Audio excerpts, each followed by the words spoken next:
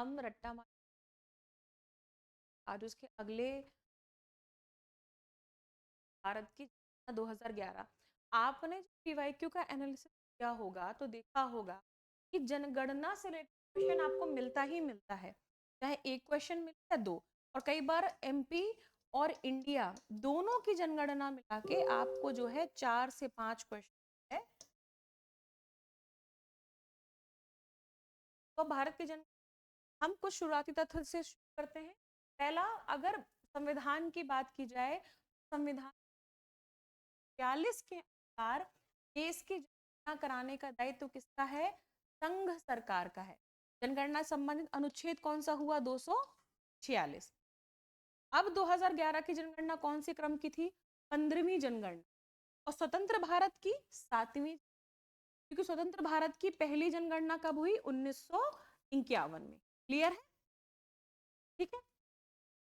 अब जो हमारी आखिरी जनगणना हुई 2011, वह 1 अप्रैल 2010 को, है ना?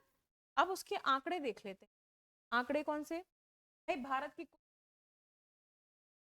महिला पुरुष, हमें सबका क्रम क्या है याद करना है तथ्यों डेटा के साथ। कुल जनसंख्या 12, 10, 85, 49, 77। मैं ऐसे क्यों बोल रही हूँ? हम मोबाइल नंबर ऐसे याद करते हैं ना, 80, 85, 99, 93, याद हो जाते हैं, भूलते नहीं।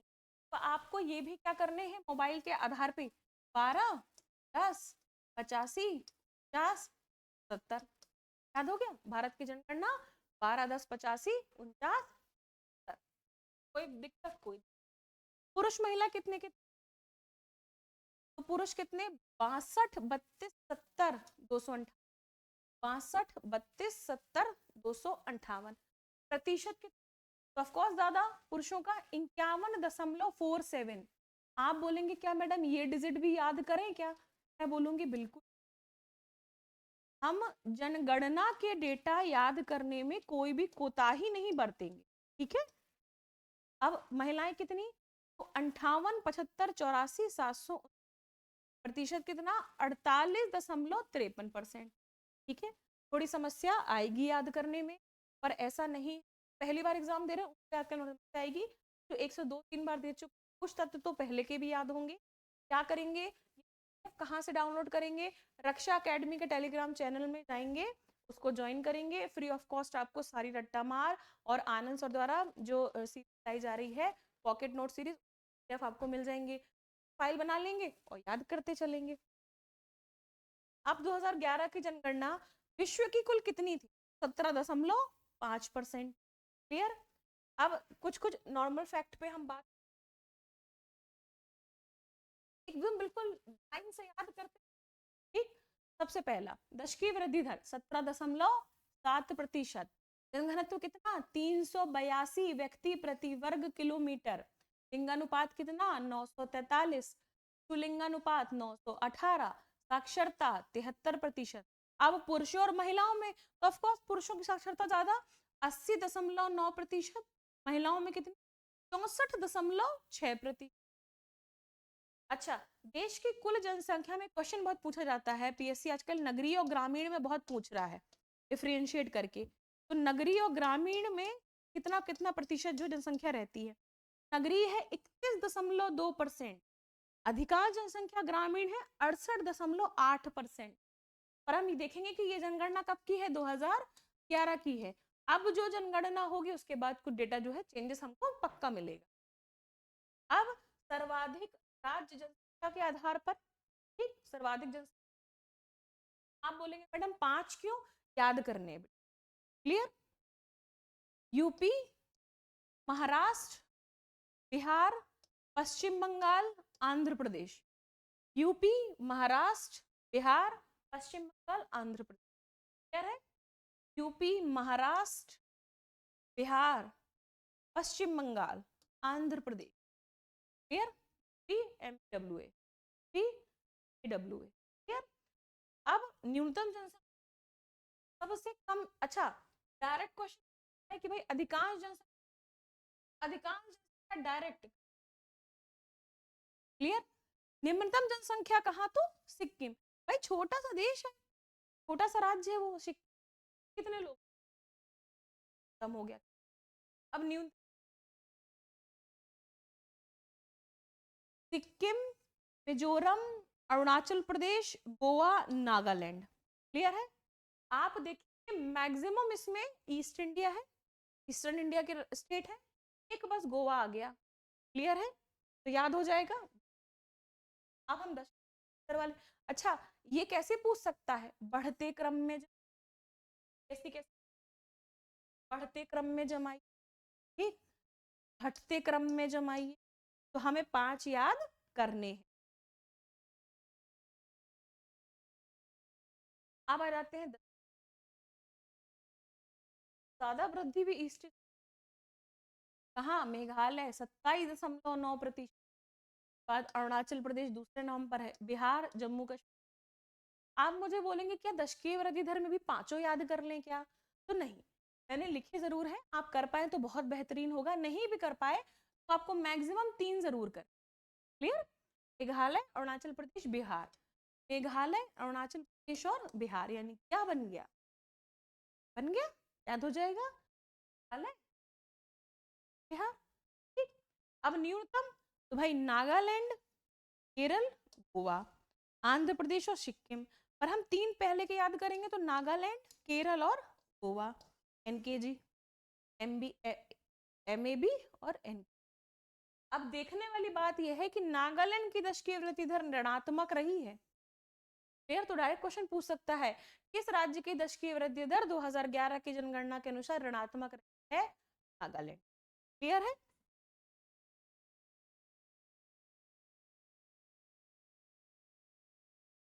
ठीक, अब जनसंख्या घनत्व कहाँ सर्वाधिक और कहाँ न्यूनतम। क्लियर? तो जनसंख्या बिहार सबसे ज्यादा, बिहार बट ऑब्वियस, पश्चिम बंगाल, केरला, उत्तर प्रदेश और हरियाणा।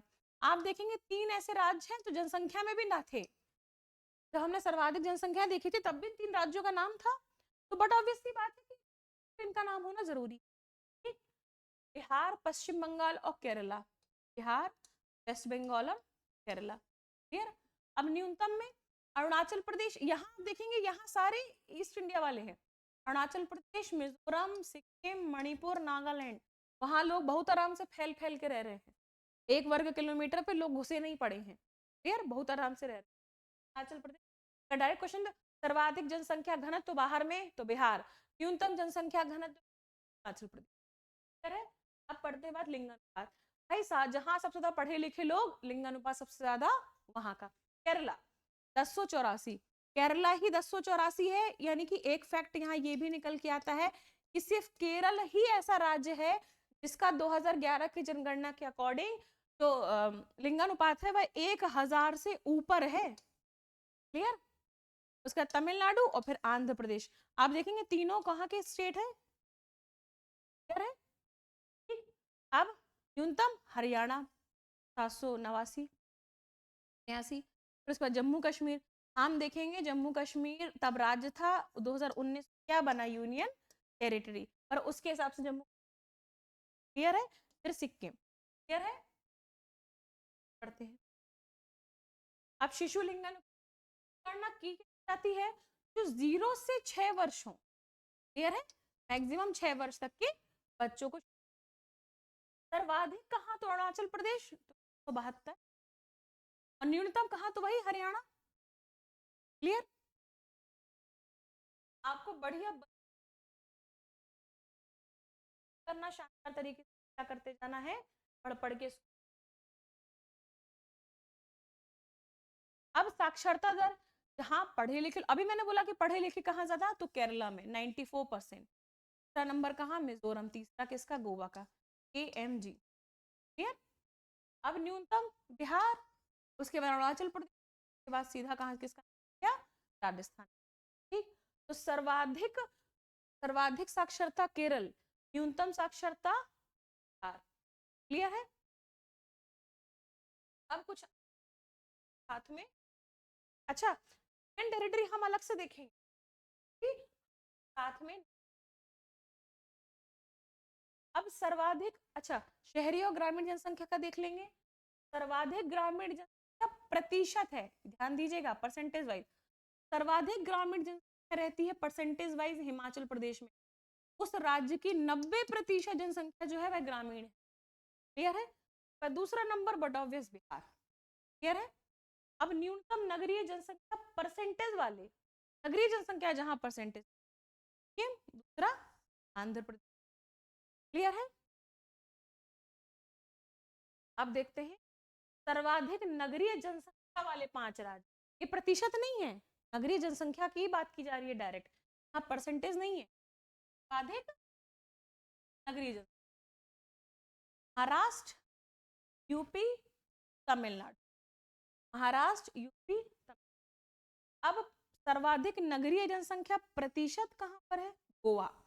62.2% लोग वहां पे कौन से शहरी है, फिर मिजोरम और तमिलनाडु। क्लियर है? आप अगर तो मैं बोलूंगी क्या करके जाने हैं, याद करके जरूर जाने, शहरी और ग्रामीण। मतलब नगरीय जनसंख्या कितनी, किस शहर में ज्यादा, सॉरी किस राज्य में ज्यादा, परसेंटेज वाइज कहाँ पे ज्यादा, कहाँ पर कम, याद करके जरूर जाना। पीएससी जरूर पूछ सकते, जरूर घुस। क्लियर? डाटा नहीं, पर अगर नाम बस याद है तो भी आपको। अब साक्षरता दर से साक्षरता दर में ग्रामीण क्षेत्र में न्यूनतम साक्षरता आंध्र प्रदेश में, ठीक। शहरी क्षेत्र में न्यूनतम साक्षरता उत्तर प्रदेश। क्लियर? और ग्रामीण क्षेत्र में सर्वाधिक साक्षर पर वहीं जहां पर सबसे ज्यादा पढ़े लिखे लोग हैं, कहाँ? केरल। वहां पे ग्रामीण क्षेत्र में भी साक्षरता है। अब 2011 की जनगणना में एससी और एसटी का परसेंटेज, एससी की कुल जनसंख्या 20.14 करोड़, प्रतिशत वाइज 16.6%। लिंगानुपात कितना एससी का? तो 940। दशकीय वृद्धि दर कितनी? 20.8%। क्लियर है? अब हम क्या देखेंगे? अब हम देखेंगे भाई परसेंटेज वाइज एससी कहाँ ज्यादा रह रहे हैं और जनसंख्या वाइज कहाँ ज्यादा रह रहे हैं। सर्वाधिक एससी जनसंख्या उत्तर प्रदेश। अगर पूछे सर्वाधिक एससी जनसंख्या तो अनुसूचित जाति संख्या कहाँ है? उत्तर प्रदेश। दूसरा कहाँ? पश्चिम बंगाल। तीसरा कहाँ? बिहार। क्लियर है? अब परसेंटेज वाइज कहाँ ज्यादा है? तो पंजाब, पंजाब, हिमाचल प्रदेश, पश्चिम बंगाल। क्लियर है? यहाँ का क्रम नहीं भूलेंगे, यहाँ तीसरे, यहाँ पे दूसरे नंबर, यहाँ पे क्रम क्या करेंगे? भूलेंगे नहीं। क्लियर है? आगे बढ़। अच्छा,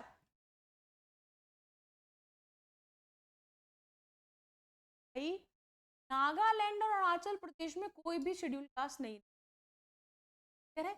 आप ये भी याद करेंगे साथ में कहाँ का डेटा है? 2011 का डेटा है। अभी का डेटा आएगा नहीं तो हो सकता है वहां पर भी गणगणना हो जाए। अब एस, है ना, जनजाति 10.43 करोड़, प्रतिशत वाइज कितना? 8.6%। लिंगानुपात कितना?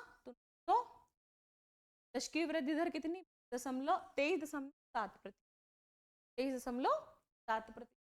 आप मुझसे बोलेंगे कि क्या एससी और एसटी की सिर्फ जनसंख्या याद करने से काम नहीं चल जाएगा? तो नहीं चलेगा, दशकीय वृद्धि दर भी याद करनी है। क्या याद करनी है? दशकीय वृद्धि दर भी याद करनी, और उनका लिंगानुपात जरूर याद करेंगे हम। क्या याद करेंगे? लिंगानुपात। क्लियर है? 4 बनाएंगे बात में। अब सर्वाधिक बड़ा ही बट ऑब्वियस क्वेश्चन हमारे लिए मध्य प्रदेश। सर्वाधिक एसटी जनसंख्या मध्य प्रदेश, उसके बाद महाराष्ट्र, उसके बाद उड़ीसा। पर परसेंटेज वाइज ये चेंज हो जाएगा, कहाँ? 94.4%। क्लियर? उसके बाद नागालैंड, मेघालय और फिर अरुणाचल। क्लियर है? आगे बढ़ते। वोट क्या है? हरियाणा, पंजाब, ठीक, कहाँ नहीं है? हरियाणा और पंजाब में। आप बात कर लेते हैं टेरिटरी, अलग से पढ़ना पड़ेगा तो हाँ। चीज और 2011 की जनगणना के बाद 2 बदलाव हुए। पहले क्या बदलाव हुए? 2019 अक्टूबर 2019 को नए यूनियन टेरिटरी बन गए, जम्मू कश्मीर और लद्दाख। फिर 2020 में दादरा नगर हवेली और दमन व दीव को प्रशासनिक दृष्टिकोण के तहत एक कर दिया गया। पहले वो दो यूनियन टेरिटरी अलग अलग थे, पर ऐसा बोला गया कि दोनों के बीच का डिस्टेंस बड़ा कम है, तो प्रशासनिक क्यों हम एक्स्ट्रा काम करें, ठीक। मिनिमम गवर्नमेंट मैक्सिमम गवर्नेंस वाला कुछ ऐसा उस गवर्नमेंट ने बोला था, और उसके तहत दोनों को मिक्सअप कर दिया गया। दमन दीव दादरा नगर हवेली एक यूनियन टेरिटरी बन गई, पर ये अब नई जनसंख्या में आएगा, और पुरानी जनसंख्या में यही डेटा हमको याद करना है। 2011 की जनगणना के अनुसार सर्वाधिक जनसंख्या वाला केंद्र शासित प्रदेश कौन सा? दिल्ली और चंडीगढ़। क्लियर। न्यूनतम जनसंख्या लक्षद्वीप, बड़ी बात है, हाँ कौन रहने जा रहा है कोरल द्वीपों के ऊपर? कह रहे अब सर्वाधिक जन घनत्व वाला तो दिल्ली, उतनी जगह पे लोग घुसे पड़े। अब आप ये देखें, आप जनघनत्व तो देखेंगे अगर सॉरी 11,320 है, यानी कि प्रति वर्ग किलोमीटर में इतने 11,000 लोग रह रहे हैं वहां। आप सोच रहे हैं, आप फिर कहते हैं कि पोल्यूशन क्यों, इतना ट्रैफिक क्यों है, इतनी भाई जगह देखो, सब तो एक ही जगह कर दिया, डिसेंट्रलाइजेशन, जगह एक जगह सेंट्रलाइज हो गए हैं। क्लियर है, आगे बढ़ते हैं। अब जनसंख्या घनत्व अंडमान निकोबार, बहुत बढ़िया। संख्या लक्षद्वीप तो अंडमान निकोबार, भाई ये भारत का मैप, यहाँ लक्षद्वीप, यहाँ अंडमान निकोबार, तो भाई यहाँ सबसे कम जनसंख्या है और यहाँ क्या है, क्या घनत्व सबसे कम, याद करने में कोई। अब सर्वाधिक लिंगानुपात वाला तो पुडुचेरी, आप पुडुचेरी का देखेंगे 1037 है। मैंने राज्यों में क्या बोला था कि राज्यों में सिर्फ केरल ही ऐसा है जिसका लिंगानुपात 1000 से ज्यादा है, परंतु अगर हम केंद्र प्रदेश को भी मिला लेंगे तो पुडुचेरी भी उसमें लाइन में है 10 कम लिंगानुपात दमन द्वीप। क्लियर है। अच्छा अब बात करेंगे मैंने बताया आपको बात कैसे काउंट किया जाता है 6 वर्ष तक। अब शिशु लिंगानुपात सबसे ज्यादा कहाँ, अंडमान निकोबार द्वीप, कितना है 968 है, अच्छा खासा है। न्यूनतम शिशु लिंगानुपात सुन के आपको अजीब लगेगा, ये दिल्ली में है 871, तो लगभग हरियाणा के बराबर का डेटा दिल्ली की बात कर रहे हैं। सर्वाधिक साक्षरता लक्षद्वीप 91.8%, केरला बराबर है, पूरा नहीं पर लगभग 90 की, लक्षद्वीप 91.8%। आप सोचेंगे ऐसा कोरल लीफ जहाँ पे लोग कौन रहना चाहेगा, वहां पे सबसे ज्यादा साक्षर लोग है। चलिए अब न्यूनतम साक्षरता दर किसकी, दादरा नगर हवेली। अच्छा आप प्रतिशत वाइज देखेंगे तो इतनी कम नहीं है, 76.2% है, परंतु यूनियन टेरिटरी में जब काउंट होता है सबसे नीचे आता है दादरा एवं नगर हवेली। अब सर्वाधिक पुरुष साक्षरता तो लक्षद्वीप, सर्वाधिक महिला साक्षरता तो लक्षद्वीप, न्यूनतम पुरुष साक्षरता तो दादरा नगर हवेली, न्यूनतम महिला साक्षरता तो दादरा नगर। क्लियर है। फैक्ट, केंद्र सर्वाधिक, क्लियर है, बट ऑब्वियस सर्वाधिक नगरीय जनसंख्या प्रतिशत, न्यूनतम नगरीय जनसंख्या परसेंटेज वाइज तो अंडमान निकोबार मात्र कितना, क्लियर है। ठीक है, आप देखें सर्वाधिक नगरीय जनसंख्या है और प्रतिशत वाइज भी है, वहां का शिशु लिंगानुपात कम है, जहां का नगरीय जनसंख्या प्रतिशत ज्यादा है वहां बात अच्छा खासा, समझ रहे हैं बात को, क्लियर है। सर्वाधिक ऐसी जनसंख्या वाला केंद्र शासित प्रदेश तो दिल्ली 28 लाख लोग, है ना। सर्वाधिक एससी जनसंख्या परसेंटेज वाइज तो चंडीगढ़, क्लियर है। अच्छा तथ्य क्या है, लक्षद्वीप तथा अंडमान निकोबार द्वीप समूह में कोई भी ऐसी जाति निवास नहीं है, क्लियर है। अच्छा सर्वाधिक एसटी जनसंख्या शेड्यूल ट्राइब वाला तो दादरा नगर, यहाँ पे इस पर डबल स्टार बनाएंगे, ये मन में आते ही सबको ये लगेगा कि अंडमान निकोबार होगा या तो लक्षद्वीप होगा, दादरा नगर हवेली याद नहीं रहेगा, पर दादरा नगर परसेंटेज वाइज ज्यादा है तो लक्षद्वीप ज्यादा है, क्लियर है। चलिए तथ्य क्या कि दिल्ली यूनियन टेरिटरी, चंडीगढ़ और पुडुचेरी में कोई भी अनुसूचित जाति निवास नहीं करती, क्लियर है। तथ्य याद हो जाएंगे।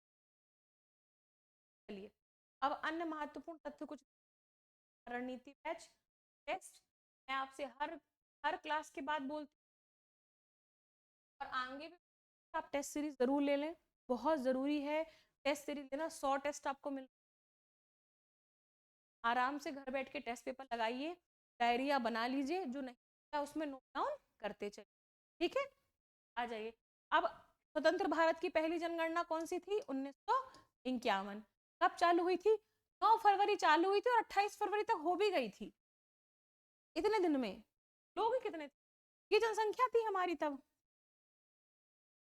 36 10 88 9 0 9 0, 36 10 88 0 9। अच्छा, तथ्य याद ऐसे करेंगे मोबाइल नंबर के उसमें, क्लियर है।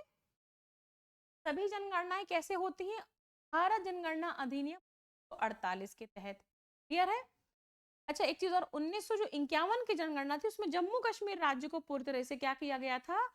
छोड़ दिया गया था, क्लियर है। अब किसी भारतीय शहर की पूर्ण जनगणना 1830 में ढाका में हुई थी, हेनरी वॉल्टर ने कराई थी। इनको भारतीय जनगणना के जनक के रूप में जाना जाता है, क्लियर है। समय का अब बांग्लादेश और हमारे भारत में था 1830 ढाका, क्लियर है। अब हम क्या करेंगे, ये पीडीएफ रक्षा अकेडमी टेलीग्राम चैनल से डाउनलोड कर लेंगे, डाउनलोड करके बढ़िया सी फाइल बना लेंगे और याद करते। कोई समस्या? कोई समस्या। चलिए अगली रट्टा मार सी। जय हिंद, जय भारत।